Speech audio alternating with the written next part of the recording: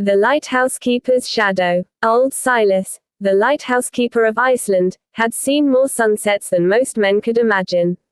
For 30 years, he had stood guard over the rocky coast, his lamp a beacon of hope in the swirling mists and crashing waves.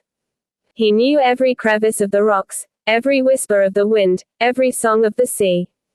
But Silas had a secret that he guarded more fiercely than the lighthouse itself, a secret that was not his to keep. One stormy evening, a young woman named Alara arrived at the lighthouse, seeking refuge from the tempest. She was a renowned artist, known for her hauntingly beautiful paintings of the sea. Silas, though hesitant, allowed her to stay, drawn by her quiet determination and the way she seemed to see through the veil of his solitude.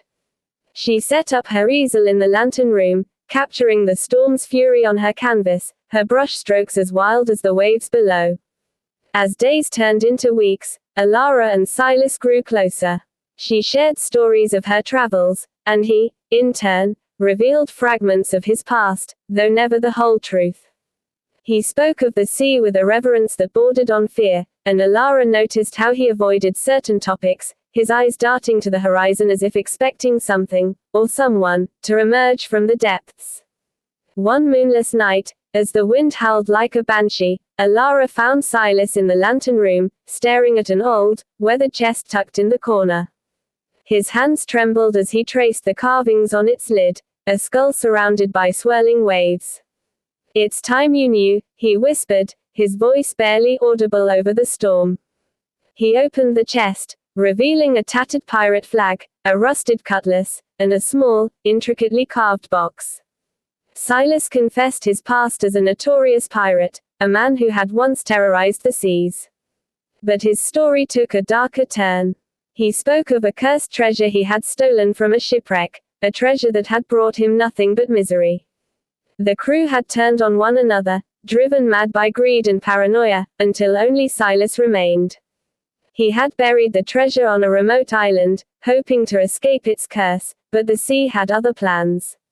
Strange occurrences began to plague him, whispers in the wind, shadows that moved on their own, and dreams of drowning men calling his name. Desperate for redemption, he became the lighthouse keeper, hoping to atone for his sins. But the curse had followed him. Alara listened in silence, her heart pounding. She opened the carved box and found a single black pearl, its surface shimmering with an otherworldly light. As she touched it, the lantern flickered, and the room grew cold. Silas's face paled. "Put it back," he urged, but it was too late. The storm outside intensified, and the lighthouse trembled as if the very rocks beneath it were alive. That night, Alara awoke to the sound of footsteps on the spiral staircase.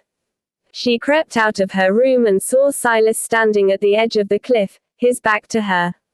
The wind carried his voice, but it wasn't his own. It was a chorus of voices, deep and guttural, speaking in a language she couldn't understand. Before she could call out to him, he turned, his eyes glowing like the black pearl. "They've come for me," he said, his voice hollow. "And now they've come for you." Alara stumbled back, but the shadows around her seemed to come alive, twisting and writhing like tendrils of smoke. She ran to the lantern room, clutching the black pearl, hoping its light could ward off whatever was coming. But as she reached the top, she saw the sea below churning with unnatural fury, and figures emerging from the waves, skeletal pirates, their eyes burning with the same eerie light as Silas's. Silas appeared behind her, his face a mask of sorrow. "I tried to escape," he said, "but the sea never forgets. It demands payment for what I took." He reached for the pearl, but Alara hesitated. She realized the curse wasn't just Silas's burden, it was tied to the pearl, and whoever possessed it would be hunted by the sea's wrath. In a moment of desperation, Alara hurled the pearl into the storm. The lighthouse shook violently, and the spectral pirates let out a deafening wail before dissolving into the mist. Silas collapsed, his eyes returning to normal, but his face was ashen. "It's over," he whispered. "But the sea will always remember." Alara left the lighthouse the next morning, her canvas blank. She couldn't bring herself to paint what she had seen. Silas remained behind, his gaze fixed on the horizon, as if waiting for the next storm. And though the lighthouse still stands, its beam cutting through the darkness, those who pass by swear they hear whispers on the wind, a reminder that some secrets are better left buried in the depths.